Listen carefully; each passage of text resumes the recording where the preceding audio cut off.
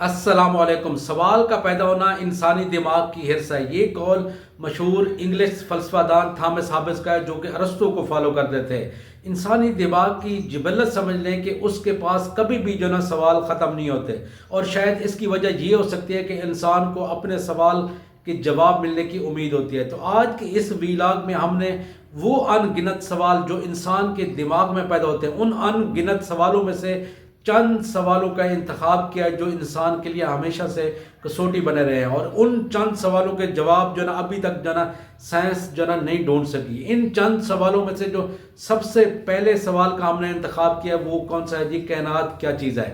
تو ابھی تک دیکھیں تو اس یونیورس کے بارے میں سائنسدانوں کا یہ خیال ہے کہ یہ یونیورس کے 3 حصے ہیں۔ ان 3 حصوں میں سے پہلا حصہ کون سا ہے جی؟ وہ نارمل میٹر ہے۔ پھر دوسرے نمبر پہ کون سا آ جاتا ہے؟ وہ ڈارک میٹر آ جاتا ہے۔ پھر تیسرے نمبر پہ کون سا آ جاتا ہے؟ وہ ڈارک انرجی آ جاتا ہے۔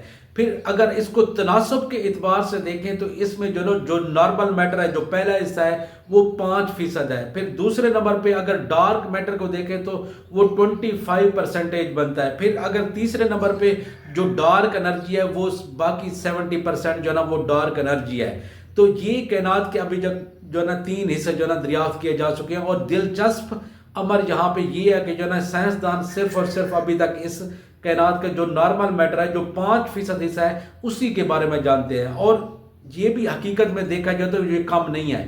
اور سائنسدانوں کا جو خیال ہے وہ یہ ہے کہ جو اس نارمل میٹر میں انسان آ جاتے ہیں، سیارے آ جاتے ہیں، ستارے آ جاتے ہیں، یا باقی وہ چیز جن کو ہم دیکھ سکتے ہیں، وہ اس نارمل میٹر میں آ جاتے ہیں، اور اس نارمل میٹر میں جو بھی چیز ہے وہ ایک ایٹم سے مل کر بنی ہوئی ہے، وہ ایک ایٹم سے مل کر بنی ہے۔ اور باقی جو 95% اس یونیورس کا حصہ ہے، جو ڈارک میٹر ہے یا ڈارک انرجی ہے، اس کے بارے میں سائنس ابھی تک کچھ بھی نہیں جانتی۔ سائنسدان اس کے بارے میں کچھ بھی نہیں جانتے۔ کچھ آسٹرونٹ اس کے بارے میں اتنا کہتے ہیں کہ یہ سرے سے ایگزسٹ ہی نہیں کرتا، یہ ایک پر اسرار تاریک چادر سرے سے ایگزسٹ ہی نہیں کرتی۔ لیکن کچھ سائنسدان اس کو اس جو ڈارک انرجی اور ڈارک میٹر ہے، اس کو ایتھر سے تشبیہ دیتے ہیں۔ اور ایتھر کو دیکھیں تو کیمیا میں یہ بیسیکلی کیا ہے جی؟ ایک آرگینک کمپاؤنڈ ہے جس میں ایک سنگل آکسیجن ہو جاتی ہے اور اس کے ساتھ 2 کاربن ہو جاتے ہیں، اور اس ایتھر کا سٹرکچر کو دیکھیں تو یہ بالکل پانی سے ملتا جلتا ہے۔ کیا ہم اس جو باقی 95% حصہ اس یونیورس کا ہے تو اس کو ہم پانی سمجھ لیں؟ تو ابھی تک ویسے اس کے بارے میں کچھ بھی حتمی طور پر معلوم نہیں ہے۔ تو یہ پہلا سوال ہو گیا۔ تو پھر دوسرے نمبر پہ ہم نے جس سوال کا انتخاب کیا وہ یہ ہے کہ ہمارے زندگی کی شروعات کیسے ہوئی، مطلب کہ ہمارا جنم کیسے ہوا ہے۔ اس بات پہ بھی ابھی تک سائنسدان متفق نہیں ہے۔ ابھی 1920 میں 2 سائنسدان، جن میں سے ایک رشیا کا تھا جس کا نام الیگزینڈر اوپرین تھا، اور اس کے بعد اس نے ایک انگلش جینیٹک ایکسپرٹ جی پی ہالڈین کے ساتھ مل کر یہ تجویز کیا کہ زندگی کی ابتدا سمندر سے ہوئی، اور انہوں نے اس بات کا اندازہ یہاں سے لگایا کیونکہ سمندر ان ضروری کیمیکل سے بھرا ہوا ہے جو زندگی کو شروع کرنے کے لیے ضروری ہوتے ہیں۔ تو اس بات پہ بھی ابھی تک سائنسدان متفق نہیں ہے۔ ہاں، ایک اور جو اندازہ ہم لگاتے ہیں کہ اس زمین کا جنم 4.5 ارب سال پہلے ہوا، اور اس کے تقریباً اس کے جنم کے 1 ارب سال بعد، مطلب کہ 3.5 ارب سال بعد اس زمین کے اوپر زندگی کی ابتدا شروع ہوئی۔ اور یہ بھی اندازہ ہم نے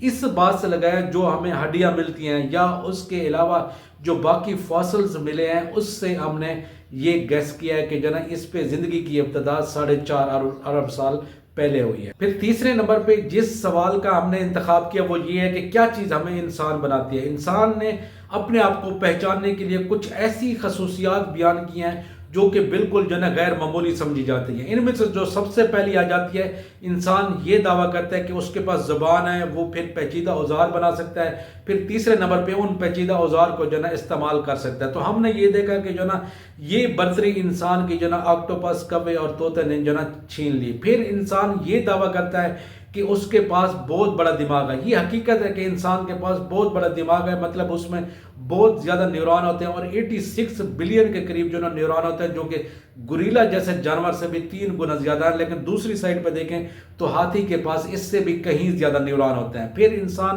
یہ دعویٰ کرتا ہے اس کے دماغ کا جو فرنٹ والا حصہ ہے جس کو فرنٹیل کارٹیکس کہتے ہیں، اس میں سوچنے سمجھنے اور جذبات کے اظہار کا جنا طریقہ موجود ہے۔ تو کیا یہ چیزیں انسان کو انسان بناتی ہیں؟ تو ابھی تک یہ حتمی معلوم نہیں ہے۔ پھر آخر پہ انسان جو یہ دعویٰ کرتا ہے کہ اس کے پاس شعور ہے، بے شک جو ہے نا ٹھیک ہے جی، شعور جو انسانی دماغ کا اہم عضو ہے اور یہ معلوم کائنات سے بھی بہت زیادہ پیچیدہ ہے۔ کیا ہم جس طرح انسانی دماغ کو شعور دیتے ہیں یا کسی انسان کو شعور دیتے ہیں کہ اسی پروسیس سے کیا ہم کسی دوسرے کو شعور نہیں دے سکتے؟ تو دوستو یہ وہ سوالات تھے جو ابھی تک جو نا انسان کے لیے کسوٹی بنے ہوئے ہیں، جو ابھی تک جو نا سائنس اس سوالوں کا جواب جو نا نہیں ڈھونڈ سکی۔ تو آج کی ویڈیو میں یہی 3 سوال، ان کا مجھے فیڈ بیک لازمی دیجیے گا۔ ملتے ہیں جی نیکسٹ نئی ویڈیو کے ساتھ، تب تک کے لیے اللہ حافظ۔